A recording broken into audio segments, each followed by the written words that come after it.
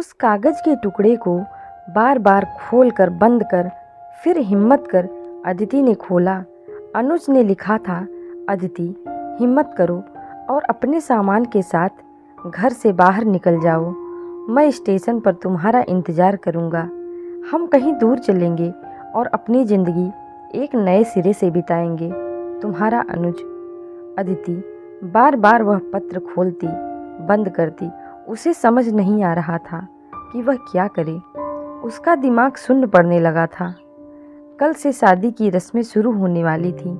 माँ ने beauty parlour वाली को फ़ोन कर ढेर सारे उपटन मंगवाए थे। पापा बैंड बाजा वालों को न्योता देकर आए थे। घर पर मेहमानों का आना जाना शुरू हो गया था।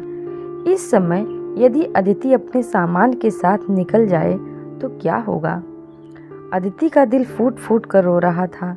घुटन उसकी आंखों से भी निकलने लगी थी। वह अपने कमरे में दरवाजे के पीछे खड़ी होकर रोने लगी थी।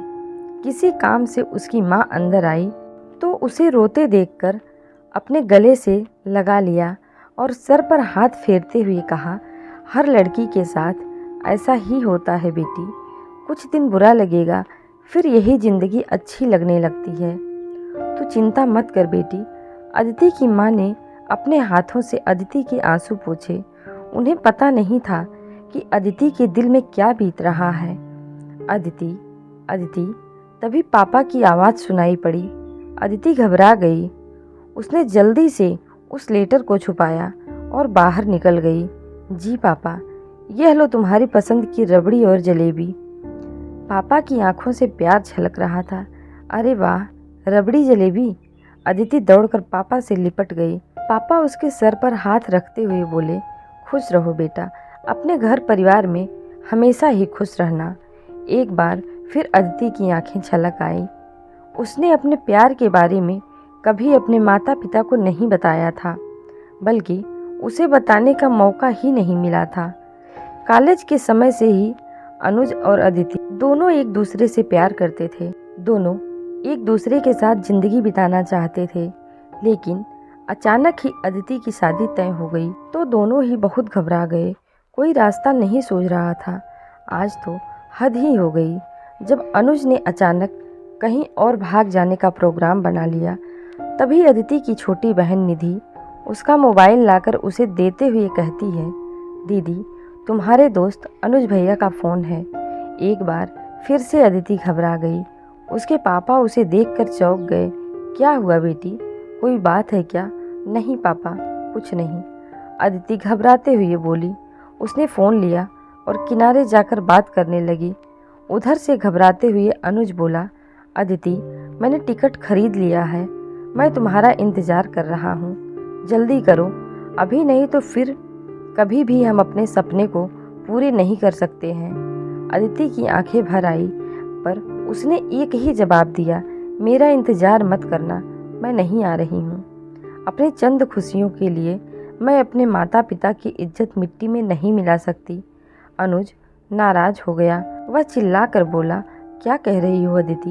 हम दोनों ने एक दूसरे से प्यार किया था, तुम मुझे धोखा दे रही हो। तुम कभी खुश नहीं रह पाओगी। मुझे पता है मैं कभी खुश नहीं रह पाऊंगी, लेकिन फिर भी मैं अपने माता पिता का और अपने परिवार का सर नहीं झुका सकती। मैं तुम्हारे सारे इल्ज़ाम अपने सर लेती हूँ, मगर मुझे भगाने के लिए विवश ना करो। मैं नहीं आ सकती, प्लीज़ मुझे माफ़ कर दो। अनुज सख्त लहजे में कहा, मैं तुम्हें कभी भी माफ़ नहीं करूँगा। तुमने मेरा दिल तोड़ा है। अपने दिल में अनुज के प्यार और नफ़रत का इल्ज़ाम समेटकर अदिति अपने ससुराल पहुँच गई और एक नए सिरे से ज़िंदगी की शुरुआत करने लगी। जब भी अनुज का जन्मदिन आता, वह अपने बंटी बॉक्स में छुपाए हुए इस खत को पढ़ती और फिर मोड़कर उसी में छुपा कर रख देती। 2 बूंद आंसू उसकी आंखों से गिर जाते। पता नहीं अनुज कैसा होगा, कहाँ होगा, मैंने उसे धोखा दे दिया। यह ख्याल उसे हर दिन खाता जा रहा था। धीरे धीरे समय बीतता रहा। अब अदिति के 2 बच्चे भी हो गए। अदिति अपने परिवार में खुश तो थी, लेकिन उसके दिमाग में यह हमेशा जलता कि एक बार अनुज उसे मिल जाता और उसे माफ़ कर देता। अदिति अनुज को धोखा नहीं देना चाहती थी, लेकिन अपने परिवार की खुशियों के लिए अपनी खुशी का बलिदान दे डाली। अदिति नहीं चाहती थी कि उसकी वजह से उसके परिवार के ऊपर कोई आँच आए, समाज में उसके मम्मी पापा का जीना हराम हो जाए। अदिति कहाँ हो? उसके पति शशांक ने उसे आवाज़ देते हुए कहा। यहीं हूँ, अदिति अपने बालों पर कंघी फिराते हुए बोली। अदिति, आज हमारे ऑफिस में पार्टी है, कुछ नए लोग आए हैं, उनके वेलकम के लिए ऑर्गेनाइजेशन एक पार्टी रखी है, तो प्लीज़ तुम तैयार हो जाना, मैं आकर तुम्हें भी ले जाऊंगा। ठीक है जी, कहकर अदिति अपने काम में लग गई। शाम को पार्टी के लिए तैयार होकर वह अपने पति शिवम के साथ निकल गई। ऑफिस के दूसरे फ्लोर पर ही पार्टी का आयोजन किया गया था। शोर शराबी और पार्टी के बीच में अचानक ही शिवम ने आकर अदिति का परिचय एक शख्स से कराया और कहा, देखो अदिति, इनसे मिलो, यह है अनुज और यह उनकी पत्नी श्रुति। यह हमारे नए मैनेजर होकर आए हैं। इन्हीं के वेलकम में ऑर्गेनाइजेशन ने पार्टी दिया है। अनुज को भी झटका लगा। वह मन ही मन सोचने लगा, यह तो वही है। अरे अनुज, तुम यहाँ? अनुज भी अब तक उसे पहचान लिया था। अनुज तो अपनी पत्नी का परिचय कराते हुए कहा, यह मेरी वाइफ है श्रुति। तो तुम लोग एक दूसरे को जानते हो? शिवम ने मुस्कुराते हुए कहा। हाँ, हम लोग कॉलेज फ्रेंड्स हैं, हम लोग एक साथ पढ़ते थे। अदिति घबरा गई। अनुज हंसते हुए अपने कॉलेज के किस्से शिवम को सुना रहा था, लेकिन उसने दोनों के लव स्टोरी को गुम कर दिया था। शिवम बड़ी खुशी से दोनों की कहानी सुन रहे थे। काफ़ी देर तक गपशप के बाद शिवम पार्टी में व्यस्त हो गए। मौका देखकर अनुज अदिति के पास पहुंचा। उसने कहा, अदिति कैसी हो? अदिति की आंखें भर आई। उसने कहा, बस ठीक हूँ, तुम कैसे हो? मैं भी ठीक हूँ, तुम्हारे सारे इल्ज़ाम मुझ पर लगे हुए हैं। अदिति बोली, कोई बात नहीं, हम दोनों ही गुनाहगार हैं। हमने अपनी सीमाओं की कदर नहीं की, मगर मैं तुम्हारे फैसले की कदर करता हूँ। तुमने बहुत ही सही फैसला लिया अदिति। मैं भावनाओं में भाग रहा था, पर तुमने संभाल लिया। यह सच है कि तुम्हें कभी नहीं भूल पाऊँगा। हम दोनों ने ही एक दूसरे से प्यार किया था। कोई बात नहीं, हम मिले ना, हमारा प्यार सच्चा था। चलो हम एक दूसरे को क्षमा करते हैं और सारे इल्ज़ाम यहीं ख़त्म करते हैं। हम दोनों की अपनी ज़िंदगी हो गई है, पुरानी जख्म कुरेदने का कोई फ़ायदा नहीं। अनुज ने कहा, बिल्कुल सही कहा तुमने अनुज। एक लंबे अरसे के बाद अदिति अपने आप को मुक्त समझ रही थी, जैसे किसी न्यायालय ने उसे बाइज्जत बरी कर दिया हो।